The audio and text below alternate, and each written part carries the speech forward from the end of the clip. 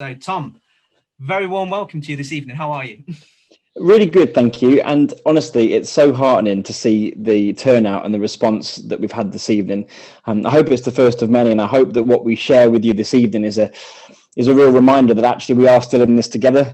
I think this whole lockdown period has forced us, to work in different ways and to change the whole way we look at what we do. But I'm a firm believer that actually out of crisis can come incredible things. Our church was founded in a crisis, and actually sometimes the best things can come from it. And if we can really move things forward, if we can really engage, support and inspire our young people, and of course our catechists and our parish along the way, then I think we have the responsibility to try and make the most of the situation, however challenging it is. So it's a real privilege to be here tonight, and I'm really glad the team are on board as well up at the Briars. It's really difficult not being able to be up there with them, but they've worked incredibly hard and will, of course, be working really hard to try and make this a success. So thank you for having us here. Thank you very much, Tom.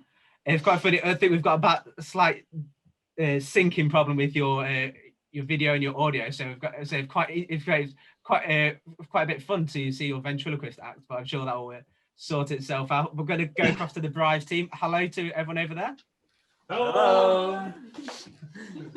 So, do you want to introduce the five of you who you are? Because I do not believe you are all Charles Archer, unless we've got a case of Spartacus going on.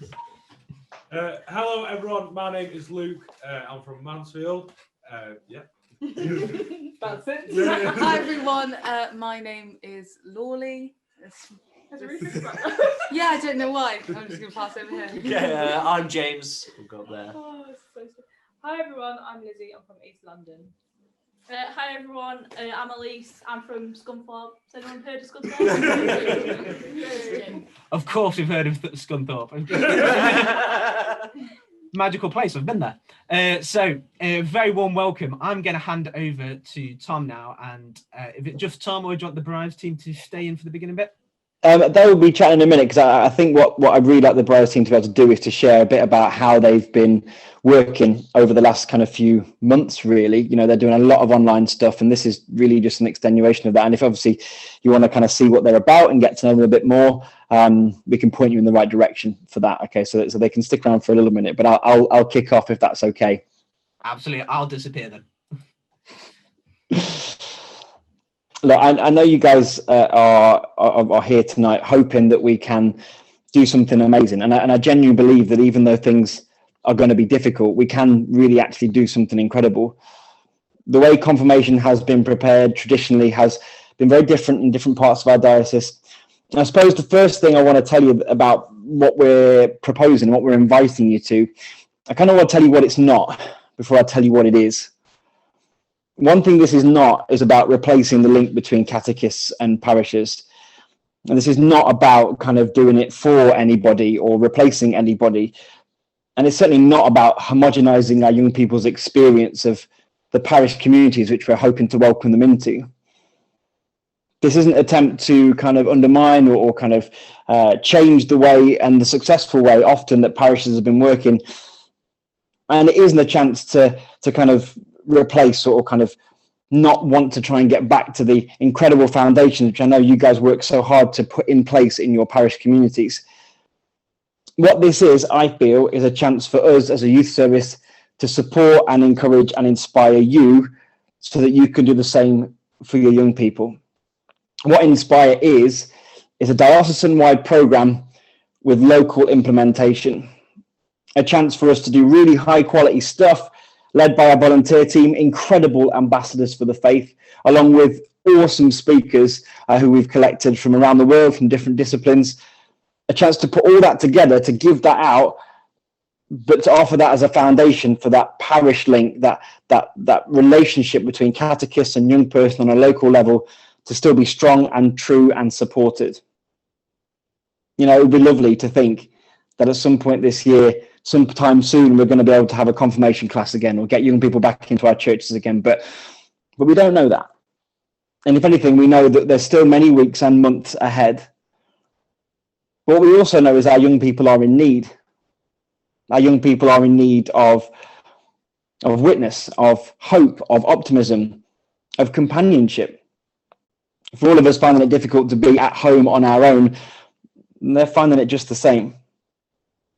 And I think we've got an opportunity here to, as a church, be visible and present and tangible in their lives. If we want young people to be part of who we are, we need to be brave enough to go to where they are right now, which is at home and often online. And that's why this program seeks to kind of, I suppose, capitalize on our experience and our skills and our resources in terms of online provision, but also to provide you with a way of implementing it locally and effectively, maintaining and enriching those relationships which you as catechists and confirmation candidates should have. So let me explain the broad principle, and then I'll show you a few bits, hopefully, off of our website, and then we'll take some questions, because really what I hope is that we start this journey together. I don't want to pretend for a minute that any of us know exactly how this is going to work or what it's exactly going to look like. What I'd love to do is start a conversation where we can shape this together.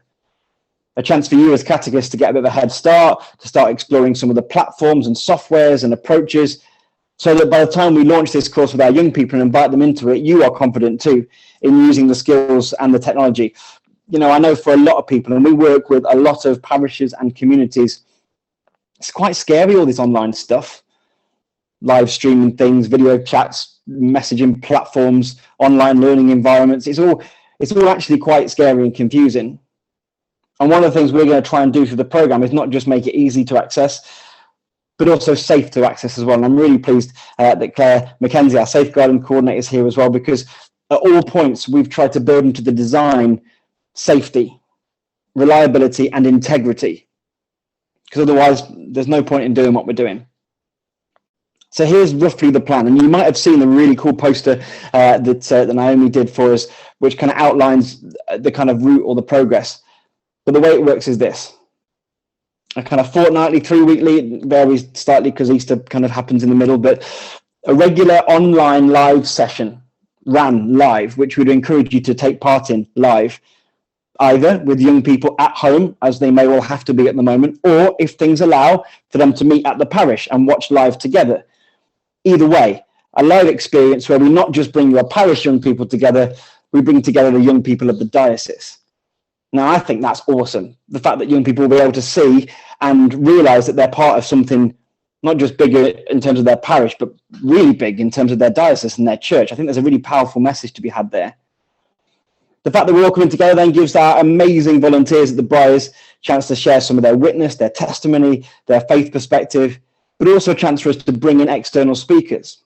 You've got speakers from religious orders, speakers from CAFOD, speakers from different charisms, speakers from all over the world. And I'm really excited about the program of input that we're bringing together.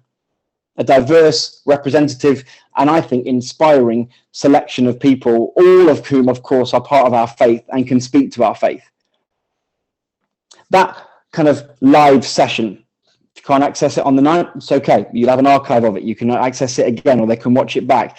And what I hope you can see as well from the program that we'll share with you once you've kind of registered is that these sessions are not just about getting together and having a good time. Of course, that is vital to it. They're also underpinned by solid church teaching. Each and every session is grounded in the UCAT, the Young People's Catechism of the Catholic Church, and there's references to support your learning or to support the dialogue that you can have with the young people going forward. The way it follows, I think, follows a really interesting and challenging route for young people to really take ownership of their faith, starting with their understanding of creation, our environment, God the Father, looking at the person of Jesus, looking at the Spirit, then looking at those disciplines, the discipline of prayer, those people who inspire us, exploring, of course, the saints and choosing the saints' names, looking at the way then we go and evangelize and reach out to the world to become missionary disciples. This program, I think, covers it all. And I genuinely hope as well, for me included, it will be a chance for me to reflect on my faith. And for everyone involved, catechists or young people or clergy or anyone, for us to really start to look again at what our faith really means. You know, if anything's called us to reflect on what is important in life, it's been this last year. But then I think what comes next is the really exciting bit. An online platform, safe, created, curated, supervised, moderated, where you and your young people can continue the conversation. So after our session, whilst there'll be time for Q&A, there'll be a couple of weeks in between. And there'll be missions, there'll be challenges. Definitely not going to call it homework. But there'll be things to try and do in the meantime. And if as a parish you're able to engage with that regularly and kind of every couple of days, great. And if you're not, that's okay as well. The idea is you can do as little or as much as you are able. It's definitely not meant to be exclusive or to leave out those people or those places that can't access certain technologies or certain platforms. But what this little platform will do is give you a place to collate responses, to share stories. So like the challenge, for example, in week 1 is very much about finding an image, putting it on social media that reflects your understanding of God. It could be an image of a sunset or an image of an NHS worker or anything that kind of inspires you to think of God as a father, as a creator, as a nurturer. There's a space for you to post those images, share those images, but just to share them within your parish and within your group. So you still get that sense of being a confirmation group within a parish while still connecting with the wider diocese as a whole. I'm going to try and see if I can share my screen and we'll see if this works. But I want to show you this page here. This is an example of one of the virtual rooms that we'll set up. When you register as a parish, you will register and be given and set up for you, you don't have to do this yourself, a kind of room which looks a bit like this. And it'll have your parish name and you can select your own images so that you've got a kind of unique identity. Young people will be able to access this either on the web or via an app on their phones, as will you.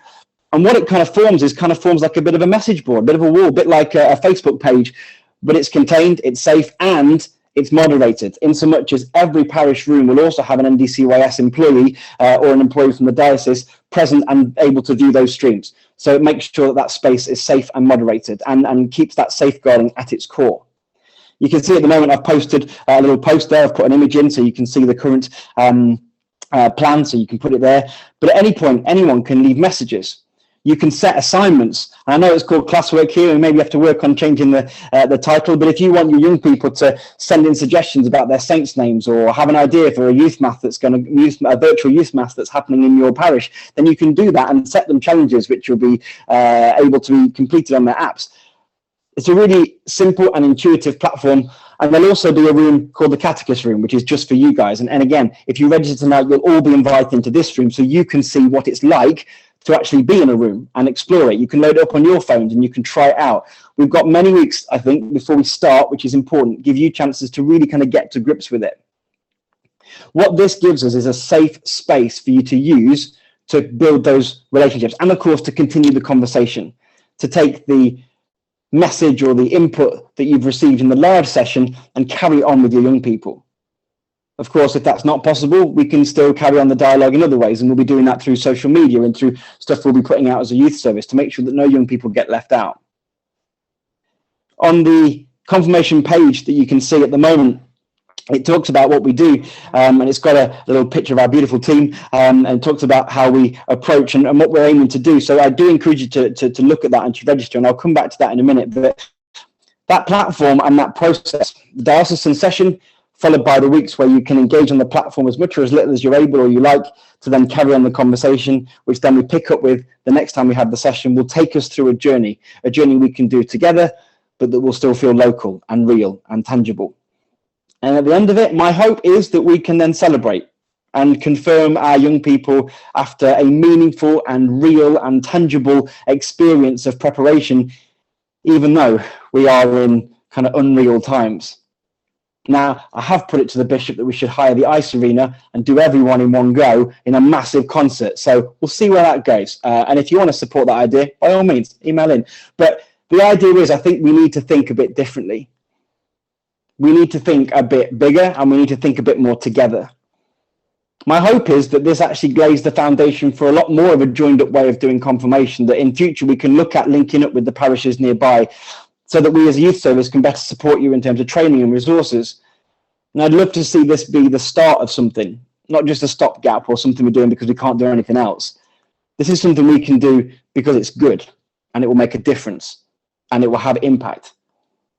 And with that, I kind of open the floor to questions really. But whilst we're thinking of those questions, I just want the team to talk about how they've been working, particularly about the virtual retreats and what kind of response you've got from young people. How have you found it? Because, of course, you're meant to be in a centre full of people right now, and you're not. You're there with just you guys doing an incredible job. But how have you found being able to connect and use these platforms? How have you found that in reality? And what have you kind of found from the young people in terms of their response?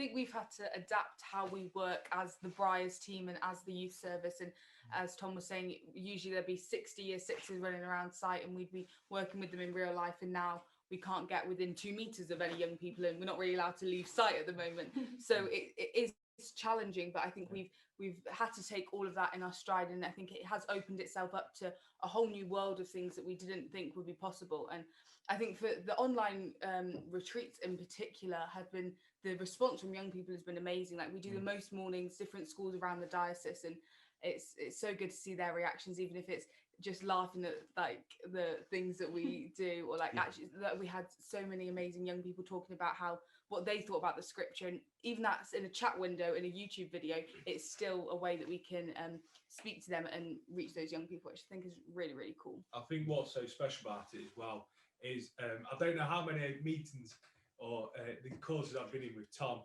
who's constantly saying go where the young people are at, and I think that's exactly what we're doing during this pandemic. And we're going on YouTube. You know, there's countless young people who are just going on YouTube, like they've got YouTube accounts, they subscribe to everyone, and that's where we're going in. And YouTube is where we're at as well. And we're doing like live streams every day, and we do the YouTube live streams to the schools as well on their retreats, and they're absolutely loving it as well. And I think that's what's so special about it, is that we're actually able to like go on like the websites now going on. You know, Tom's talking about like them sharing stuff on social media. It's not something out of their ordinary. Like, they're used to all this and everything like that. And so it's just amazing that we're able in such a time of difficulty to go where that and meet them where that as well.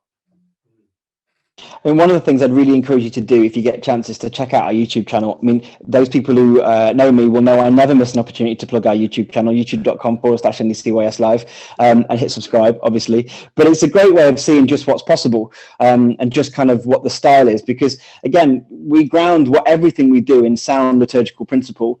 You know, we focus on scripture, and it's heavily rooted at the heart of our practice, but it's done in a way that's engaging and meaningful. And I honestly have been amazed by the response from young people, and I'm really confident that the response going forward will be really good as well. You know, that we'll be able to provide something really good for them.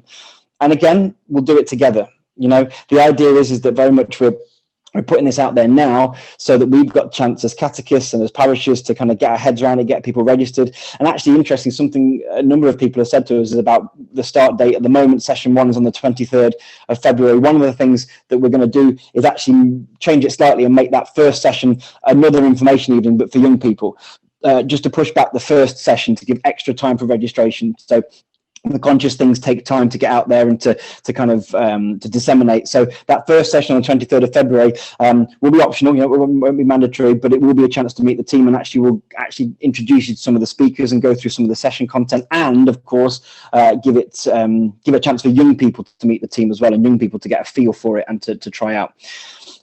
Joe, is it worth us going to some questions? There's some really good questions I can see popping up in the chat. Absolutely, yeah. And I think the Brive team, I think you've got to go to another call at the moment, haven't you, in a moment of time. So big thank you for joining us this evening. Thanks, guys. Sharing in. Thank you very much, guys. Okay, so we've got the questions are firing in through the chat here, Tom. They are. I'm going to put you in from Anne Neil in Manfield. So do you see this continuing in the same format after lockdown? That's a really good question. I mean, I suppose the one thing I would say to cover myself, if anything this year has proven, is that planning or trying to say anything for sure too far ahead just doesn't work. But one thing I would hope is that we as a youth service can continue to provide support for confirmation programs. Now, it might be that after this, catechists are saying, well, do you know what, really like having the live input, and that we provide a half-hour live input so that when you're having your confirmation session, you can play that and use that as an input or a stimulus, and then do the rest yourself. It might be that we continue exactly as is, and it might be that actually we do static resources you can use when you want. What I'm really passionate about is making sure that we continue the relationship in the best way that works for you as catechists. So kind of it will be what you want it to be, and by the end of it I think we'll be better placed to know what we need that to be. But I certainly am very excited about the idea of trying to bring together the diocese and have a bit more of a sense of purpose and strategy in terms of working together as deaneries, as areas, as communities, so that we can support each other as well. It's sometimes difficult if you're the only parish within 30, 40, 50 miles doing confirmation, and where do you get that inter support from? How can you get that relationship for young people? How can you make them feel part of something bigger? So I hope a lot of the core values of the sessions will absolutely continue afterwards. I hope this is the start of something great, but exactly what it will look like, we'll shape it around you.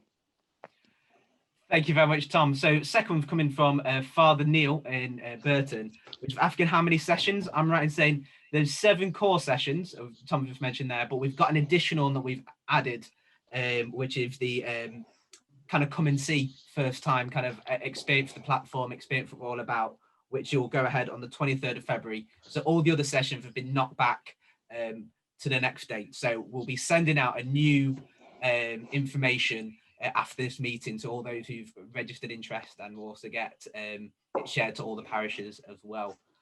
But the second bit of that, I will pass over to you on, Tom, which is, could you share some of the name of the speakers who will be on the course? Yes, absolutely. So Sarah Barber, who works in the, I think she works in the Sierra Leone office at CAFOD. She's one of our first speakers, so she'll be talking very much about the role of God the Father in creation, our responsibility, and La to see. So that's, I think, going to be a really interesting one. We've got a woman called Sophie who's just moved into a convent in Nashville, and she's just taken religious orders, and she's from this country, but she's gone over to Nashville to a convent, and she's got a really fantastic kind of input and kind of perspective on faith. We're hopefully going to have some input from people called the One Hope Project. One Hope Project provided music and worship at some of the national events like Flame. They are very much from kind of an evangelical charism, and they very much kind of work with the music ministry. They're on Spotify, they do a lot of contemporary worship music, and we're looking very much towards them. We are looking at I can't confirm the name yet, but a brother who's going to work with us in terms of looking at prayer styles from a monastic point of view. So we're very much trying to reflect the richness of our heritage as a Catholic Church. And of course, I think actually maybe the best speakers you'll have will be 5 18-year-olds who've given up a year of their life to share their faith with young people, who every week will be there sharing that real life example of why they do what they do. For me, I think they'll be the best speakers. Thank you very much, Tom. When we look at this and saw the list of people you've got together, I was like, you don't get that in a normal parish confirmation course. So I think a great opportunity to bring so many, as you say, people of different background experience together. And in the posters, hopefully you may have seen, give a bit of a breakdown of how the sessions looks with group discussion and things like that. That's right. We've actually got kind of always got the draft program is fully written. All the sessions are written, and as I talked before, with that those UCAT references and the kind of way in which the structure will go and the timings, that's already done. So when you're registered, like Joe said, we'll send you over that whole kind of overview, but also the program content, so you can actually have a look at it and make sure it's what you need it to be as well. So that is ready to go. But when we've registered, we can then send that to the people interested. Yeah, excellent. The next question is asking about how long they anticipate the program lasting, and that's going to be to mid-June. That's correct, isn't it, Tom? Will be. That's right. Yeah, our hope is that by summer we'll be able to have a celebration. But even if not, we'll wait until we can. Because our young people still deserve that celebration experience, when we can come together in person as a church. That's how we roll. That's the fundamental act of our faith, is coming together in person to break bread and to share and to enjoy that sacrament. So yeah, my hope is that this will nicely punctuate these next few weeks and months, and then by summer possibly there'll be the option for celebrations, whether a massive one at the Ice Arena, vote for that, or whether we have to do smaller local regional ones. We'll see what life is like when we get there. I just love the idea of doing all the COVID safe stuff in the Ice Arena, the 2 meters apart. I think it might be too small for us now, Tom. I've got too many people who showed up tonight. Let's hope so. The next message is from Father Paul, who's asked about what time do you envisage the live online session being, Tom? I mean, we're very much open to suggestions. We've kind of pitched it around 7 o'clock, mainly because we're looking for people I think we're really pitching this kind of at kind of year 8 and upwards, you know, that kind of age bracket. And 7 o'clock gives time for dinner and stuff to be done, and time for us. It's usually the time in the evening when confirmation sessions happen. So provisionally 7 o'clock. I mean, if we get a hugely different cohort than we were expecting when everyone's registered and signed up, we can adapt. But 7 o'clock is really where we're aiming. I think that kind of works, and it's a kind of normal-ish time. And hopefully, as with people being at home for the majority of it, it should be easy to access as well. Thank you very much. The second part of that, I should be able to answer for you, Father Paul. So Father Paul asked, our parish have already registered this course with Joe Hopkins, me. Do you have to re-register the NDCY site? So sorry if there's been some confusion. So the original registering for the call tonight was to kind of get you all together and see what the course is about. If everybody's happy, I'll email afterwards to make sure. I'll pass everybody's email addresses over to Tom, but from a of course, data privacy way, I will ask for your permission to do this. So if anybody says, okay, this is not for us, that's absolutely fine, and your email won't be passed over to Tom. But the best way and most secure way would be to go to ndcys.com/confirmation would be the quickest way to do that. Before you'll be signed up before I've even ended the call tonight. And that's it's really important, Joe, because one of the things we're also going to be able to do with the bit of the extra information is get a contact email so that we can register you for the classroom and you can try out that software. So you'll get an invite inviting you to join the Catechist room and inviting you to download the app so you can try it out in advance. And we will be putting on kind of sessions and opportunities for you to learn that, and via web chats and stuff to try out the platform between now and when we actually start. So again, registering for that will help, but also give us a size of your group numbers or estimated group numbers so that we know how many seats to book in the ice arena. Committed, absolutely committed to it. We've had 2 similar questions, which I'll try and combine if I see where they have gone. Nope, I can't remember where they are now, so I'll grab the next one, which is oh yes, there it is. So it's asking about the input from our guest speakers. Will they be accessible afterwards? Because one parish mentioned how they're actually looking at 2022 to begin their, or at the end of 21, beginning 2022 to begin their course. Sure. I mean, the good thing with this is once it's been live streamed, it's also archived. So if you have to log on a bit later, or you can't get together that evening, or you want to meet in person, but you can't do it that night, you can still access it. Obviously, you won't be able to kind of do the live chat bits, but it's a fully featured session. All the talks will be recorded. It will essentially become its own video resource for you to use if you need to in a different way. Obviously, we'd encourage you to be there live because there's a real power in that. But no, they'll all instantly be archived, and the links to all those videos will just appear in your classrooms for all the young people to access as soon as they've been completed online. Excellent. Okay, so I'm going to combine 2 more questions, which are quite similar, from Seamus in Leicester and Amanda in Grimsby, and that's around they've either begun a confirmation course or they've finished a confirmation course. Would these materials be good for either like a post-confirmation course or those who maybe just have finished their program when we hit lockdown last year? I would like to think yes. I'd like to think there's definitely not exclusive, and it's not going to be exclusive. I think when you get the full breakdown of the sessions, it might be that actually 3 or 4 of them lend themselves to an evening. You can just join us as guests for that evening. You know, the more people we can bring together, the better. Especially if we can bring the perspective of young people who've made their confirmation and actually bring their voice in, that could be really powerful as well. I think that session content will really help you decide upon that. But as I said before, these are the fundamental tenets of our faith, whether we're doing our confirmation or not. We all need to think about prayer. We all need to think about what inspires us. We all need to think about being missionary disciples. So I would hope that there is enough in there, and particularly in the input from the speakers, which will be unique, and that will be the real kind of USP, I think. I would hope that there'll be content you can access, whether that be live or pre-recorded, and of course it's open to everybody. Excellent. And this kind of might follow on to that as well. Again, combining 2 questions from 2 of our school chaplains, actually, from Rachel and Izzy, around accessibility for those who might not have internet access or those who might have particular special needs, and about them accessing the resources. What are your thoughts on that? Okay, so accessibility is massively important. The app, as it's done, is the app that's used in many of our schools. So it's very much designed to be accessible, with translatable options for you putting it in different languages, for being able to kind of increase the font size and actually, to work with the kind of various needs that people might have in physically accessing the resources. Yes, it's an online course. and that is going to make it difficult if people haven't got access online. But if you can't be there live and there's one laptop in the house and it's being shared and you have to watch it the day later, it doesn't matter because it will be there. And that online platform, that app, which works on pretty much any phone for the last kind of 5-10 years, it doesn't require anything more fancy than a mobile phone, which is usually something that most people have access to. Well, that keeps the conversation going. That means people don't miss out. That's where the links to the video will be. That's where you as catechists will be making sure. And all the resources for the sessions will be printable. So there's a full principles breakdown, and particularly the reading points, if there's young people that need printed copies. All the bits in the UCAT are referenced with the question and answer stuff that they can use, even though it's not online. And so, yes, as much as we can do, in the same way that schools are having to work in this medium as well, I'd like to think we've kind of worked on accessibility options.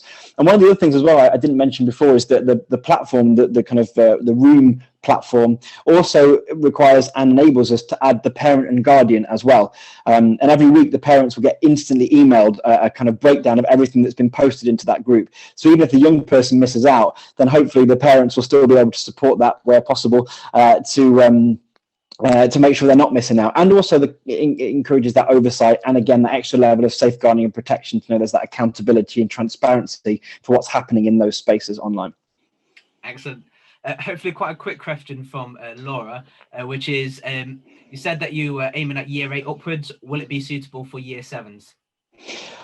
I mean, I would think that a lot of our content and our resources, are aimed at kind of young people of a secondary school age, and I think for the kind of maturity and depth, which I want to make sure this process goes into, I think it probably will be, absolutely. I think I would always encourage people to be a little older when it comes to confirmation preparation, simply because it enables us to go a bit deeper. But I don't think it'll be exclusive to kind of start the younger year groups. I think if we start looking at primary school, I think actually then that probably is not going to be the right approach. I think it's very much going to have a secondary focus to it. But no, if they're year 7 going into year 8, we don't want to leave anyone out, particularly this year. We really want to make sure it's open for anyone who needs to access it.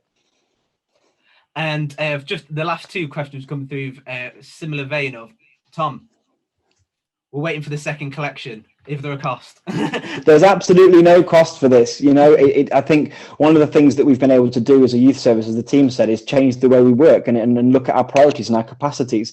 We've not stopped. I think that's the important thing. We've kept working, and one of the things not having residential groups at the Briars has given us the time and space to do is think about how we can reach more people. And again, if this becomes a foundation for the future, I'm all for it, but absolutely no cost. No, this is absolutely open to anybody who wants to be part of it.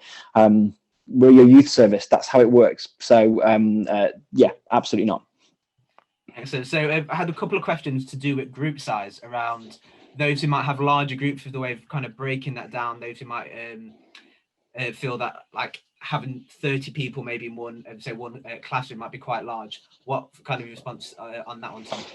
If we get a parish registering saying they've got 100 young people, first off, great job, people. Second, absolutely no. I think trying to have a room with 90 people having a chat's not going to work. We'll just make you 3 or 4 rooms. If you've got 3 or 4 catechists, you can all have your own room. You can all be co-teachers in each other's rooms. We'll make it work for you. But yeah, I think you're absolutely right. You get above 20, 25 in one of those rooms, and it could become quite disparate. Young teachers who are working on online platforms, they're working with class sizes around 30, and that's probably the max. So absolutely, we can just create you as many rooms as we like, and you can have a suite of rooms or a kind of a building, if you like, and you can have all your young people in there. Excellent. And as Tom said before about the kind of you can see how much people are engaging with it, really, and well, especially parents can see that as well. Like one of the first things kind of spoke about of like, how do we make sure that someone's not going, yeah, mama, what's that confirmation course? And really they've had that open on a different tab and everything. That aspect of having the catechist involvement in kind of group discussion, is quite a key part of that. Yeah.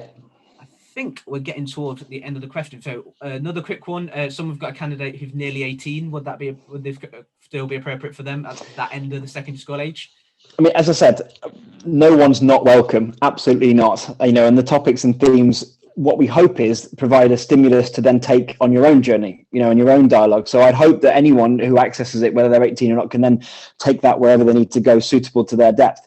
It will be focused mainly around kind of year 8 is kind of like the kind of main-ish area, because it's traditionally the age which we look for. But no, we will very much work hard to make sure it's not exclusive. And again, the fact that we provide simply the input and the stimulus, and you then have the opportunity to take the discussion and the dialogue wherever you want it or need it to go, means you can shape it specifically for your young people.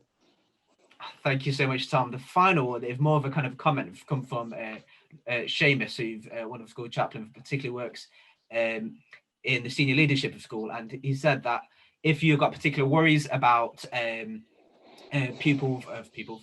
candidates for confirmation accessing the internet, do speak with their kind of school, because it might be a case that laptops can be loaned out from the school, and there's also a lot of kind of 3G, so mobile-based internet routers to help families with that learning. There's been a lot of funding put into that. And final one in from Seamus, so just about to record 6th session First Holy Communion on our parish YouTube channel. Do NCS want to do First Communion one as well? I tell you what, Seamus, give them an inch, Tom, and I'll take them out. You know, we'd absolutely love to do more. I think at the moment, I'm not going to pretend that we would have the capacity at the moment whilst we're running this. But you know what? If this works as a platform and as an approach, and we can learn stuff from it and we can move forward with it, absolutely. Do you know what I mean? And I think that's what we need to be. That needs to be our attitude to everything at the moment. You know, let's try it. Let's do something different. Let's do what we need to do. Let's take the crisis as an opportunity for change and growth. And if something good comes out of that, then stick with it and keep doing it. So not this year, but maybe. Excellent. And our final question before we go into the second part of our evening is just from Anne asking about, can we set up a room for young people in our parish, even if we don't have a confirmation group at the moment?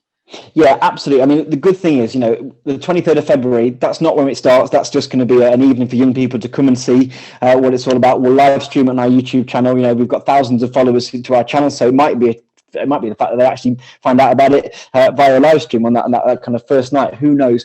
But I think one of the things that we want to make sure is that you can take it and shape it however you want. If you end up with one young person in that room, fantastic. You know, you've got a young person, and maybe it gives us a way to work with groups of small sizes and big sizes that we wouldn't actually normally be able to facilitate. But yes, as soon as you register, we'll create your room, and we'll teach you how to add students to your room. Because once you have control of that room, you can then control who's in, who's out, who can speak, what goes in, what goes out. You get ownership of that space. So yeah, make your room, and if you build it, they will come. Excellent. Thank you so much, Tom. As Tom just briefly mentioned there, the first proper kind of content catechesis-based session is that 9th of March. So in that meantime, from when you signed up on nducys.com/confirmation, there'll be opportunity to have that kind of one-to-one help and support from NDCYS and myself, and looking at how we use this platform for you can get used to it before that first proper session. Big thank you to Tom there. I think you've faced more questions than the government have on any of their briefings on Zoom. So you've done it and answered, I'd probably say, a lot more honestly. But we're getting into party political things there, so I'll leave it there. So thank you very much, Tom. I'm going to add into our evening now another of our colleagues here in the Diocese, which is Claire, who is our advisor on safeguarding. So Claire, a very warm welcome to you this evening. Oh, I think I've still got you muted, Claire. You'd have thought I'd have learnt that lesson by now, wouldn't you? But obviously not. Can you hear me now? We can do. Thank you very much, Claire, for coming this evening and sharing some advice and tips regarding safeguarding. So thank you, thanks Joe, and thanks Tom for your inputs. I'm not going to have too much to say. I have prepared a PowerPoint, and I don't particularly want to go from it tonight. So don't worry about that now. I think I can just say what I need to say, and then it's available if anyone wants it. And I do get, from time to time, I am getting a few people asking me about these sessions and online, and they're a bit worried about them. So if you have got any concerns specifically about safeguarding itself, I'm happy to deal with those directly. So I think the first thing to say is this is a platform that's been set up by the youth service, and as such that immediately makes it safer for those young people and for yourselves. And having discussed this before with Joe, he and I have talked about risk and the need for a risk assessment. So what I'm going to do is just sort of go through a few basic things, and then obviously if anyone's got any questions, I'm happy to stay and answer them. So I think it's probably not a surprise to you to know that as soon as we start talking about video conferencing or any live streaming with young people, we know that there are inherent risks with that. The sort of risks that we might be talking about are the fact that young people can be groomed they can be groomed or they can be sexually exploited. There is the issue of sharing of personal contact details, problems of inappropriate conversations, potentially allegations being made against the people leading the sessions. There are minimum age restrictions on platforms, but that's already taken into account. The behaviour between the young people themselves, you know, is anybody being not very nice to somebody else who's attending? And then if you have any children who are in care or who are known to social services, you just need to be a little bit more careful about the sort of way in which you deal with that. I don't want to get into that too much, but if that's a concern to you, I'm happy for people to contact me separately about that. So before anyone starts, there are two really important things. The first one is there needs to be an assessment of risk. And I'm guessing, I don't know, but I'm guessing that between Joe and Tom, that will be done for you because the risks are going to be the same for everyone. The second thing is that you are dealing with, yes, young people, but they are children. And therefore, you should officially have permission for them to take part in the session. So there is a standard form that the Safeguarding Service nationally has produced. We've put it up on our website. So it's on the diocesan website in the safeguarding section. So you can download that and edit it to how you need it, because there's probably a bit more information on there than you actually need. That should be filled in by parents or carers and sent to whoever is leading the activity. So that's already available. I think Joe has also got a copy of the form. And if you contacted the Safeguarding Office directly, then we could also let you have that. So that needs to be done before you start, and those forms need to be stored somewhere securely. Next thing is really some general thoughts. First thing is that in any session, you should have 2 adults present, and both of them should be DBS checked. Now, as catechists, and I'm assuming a lot of people already are catechists, you probably already have got a DBS, but you should have 2 of you present. I've already mentioned permission for those who are under 16. Tom has already talked about parents and communicating with parents to allow them to understand what's happening and going on. Obviously, as catechists, you want to be avoiding any one-to-one communication with a young person. It might be that in some parishes you end up with just one person attending, but that's why you need those 2 adults present at all times. And as a general rule, you should avoid recording the session. If you start recording, you get into all sorts of issues about getting permissions, where it's stored, what happens to it, and so on. So I would avoid doing that. It's a temptation when people can't attend, but it's a difficult path to go down.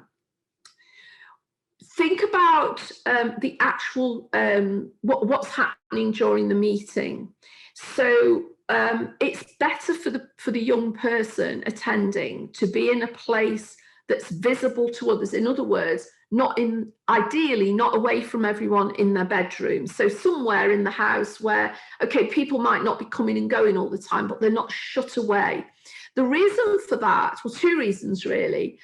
One is that means parents can keep an eye on what's going on. And it also means that should anybody hack into this, they wouldn't be able to pick up any clues about that young person by looking at the background. I don't know if any of you saw Newsnight last night, but the presenter was talking to some young children who were talking about their experience of not being at school. And it broke the very first rule of recording a young person. I think she was year 8, and it had her in her bedroom with all sorts of things in there that could identify her. So they shouldn't have done that. I think Another thing to think about, and a lot of this is about thinking before you actually start, is think about a code of conduct. This is not school, and I'm not suggesting that, you know, a riot's going to break out or anything like that, but really think about what sort of things would you expect from these young people attending. So how do they contribute? What do you want them to do? You know, put their hand up, type in questions and so on. They'll be very used to this sort of medium to communicate. How should they present themselves on screen? So are you going to allow them to be dressed in their pajamas, or should they be dressed appropriately? How do they leave the meeting? So what do they do if they need to leave the meeting perhaps before everybody else? How do they rejoin the meeting? So what if the connection fails? How do they come back in? What sort of communication is respectful? Because it can be it can become quite easy for them all to be talking over each other or sort of making comments about each other. And then finally, what should they do if there's anything that causes them concern, or anything that maybe during the course of the meeting makes them feel uncomfortable? So be clear with them that either they or their parents needs to talk to you about it. And really you need to take some advice then, as, am I just dealing with something where somebody's not too sure of themselves, or is it something a little bit more serious? Maybe discuss it with your parish safeguarding rep, maybe discuss it with your parish priest, or you can come directly to me, and all of our details are on the diocesan website. So I've got an email address and a mobile number. Obviously, if there is anything that causes you concern, any behaviour, keep a record of it, or any inappropriate responses that people make. Sometimes crossing that line between, they're not at school, but that line between being respectful, but also it is a little bit more informal. So it's finding that line that's okay. And then when you close for the evening, make sure that the platform is closed to everyone. So only the facilitators should be there at the end. No, you shouldn't really have anybody staying behind for a one-to-one conversation, because then obviously that puts the adults facilitators at risk. And I think that covers the main areas. Thank you very much, Claire. I'll just, oh, what's happened now? I've managed to, right, remove spotlight. Okay, so just trying to add myself back in there. Okay, there we go. And then, there we go. I just need to add you back in, Claire, and we're all good to go. There we go. It's like technical problem solved. So if you've got any quick questions for Claire, please do pop them in the chat. We're going to aim to finish at 8 or just after. In a moment, Father Paul Newman will lead us in a closing prayer. I'm just keeping an eye on the chat. Mainly, thank you, messages, excellent. As Claire mentioned, we are working on a way of risk assessing and giving you all the support you need. So that will be coming out very, very soon. We've been working on it solidly and looking at best practice from diocese and national guidance, so that it will be as easy accessible for you if possible. I say that my role in the diocese is to try and make parish life easier. So that is our hope in this. So, we've got a quick question from Victoria, which is, I'm going to add Tom back in for this one, which is actually about the platform. So will it be on Zoom? It won't be on Zoom. No, it will use Google's kind of own platform called Meet.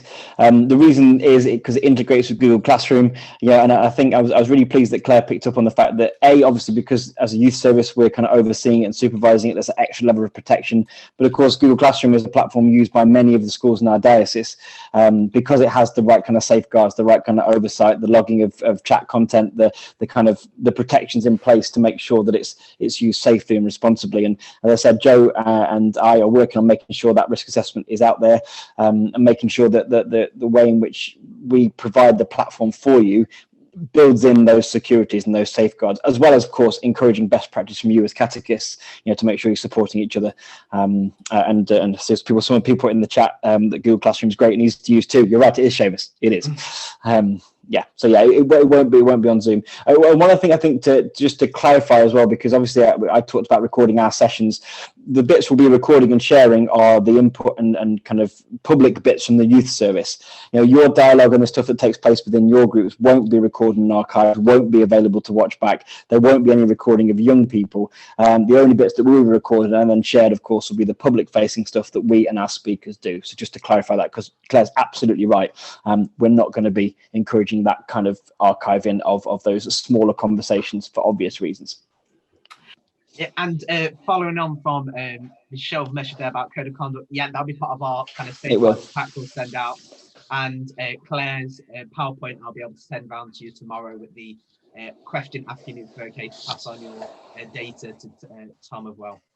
Okay, I think, Claire, you may have got off quite lightly this evening without being bombarded with questions. So I'm going to thank very much again, Tom and Claire, for your input this evening and all the preparation that's gone into that. One of the biggest on-running things that's been in the chat is how people are excited and delighted by the work that's gone in. So a big thank you for all you've done there. I'm going to, so thank you very much, Tom, and thank you very much, Claire. I'm going to add into our conversation to bring to close now Father Paul Newman. For Father Paul is a chaplain to the youth service. He's also our vocations director. He's a parish priest himself. And also, I think, do you still have responsibilities for the lay apostolate? So us catechists as well. It's hard to keep track these days. So thank you for a fantastic evening, and thank you to Tom and Claire as well. Really good, very, very clear and helpful get together for us as parish priests or whatever field of work we work in, and also for our catechists. I know our catechists here in Eastwood really appreciated this, so thank you very much indeed. You're very welcome. Just before we close, I ask you to keep in your prayer this evening. I've just found out one of the deacons of our diocese has sadly passed away, and his son's involved, his whole family involved, a catechist throughout the diocese, and who were going to join us this evening. I thought it was unusual not to see their face, so please do hold the deacon in your prayers as we conclude. I'll pass it over to Father Paul.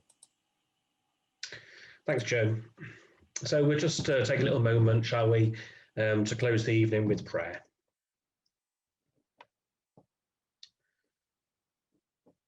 God our Father, we thank you for the power of your grace given to us through Jesus and the strength we receive from the Holy Spirit, helping us to become real witnesses of your love in the church and in our world. As we begin this wonderful initiative, help all who are involved in the education and the formation of our young people to inspire them in this new stage in their faith and lead them to a greater understanding of what it means to be a visible presence of the church and real missionary disciples of your Son, Jesus. And may the blessing of Almighty God, the Father, the Son, the Holy Spirit come down upon you and remain with you forever. Amen.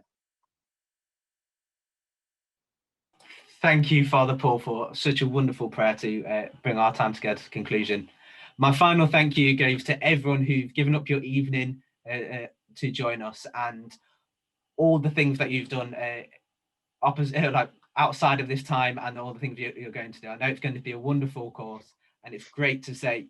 I would say before we started the meeting, I looked and there were over 30 parishes who have been joined tonight, which is a wonderful, wonderful witness. And I think a few more have come in after then. So that's such a great witness. I think, Tom, we're going to have to probably look at Wembley Arena more than Nottingham Arena.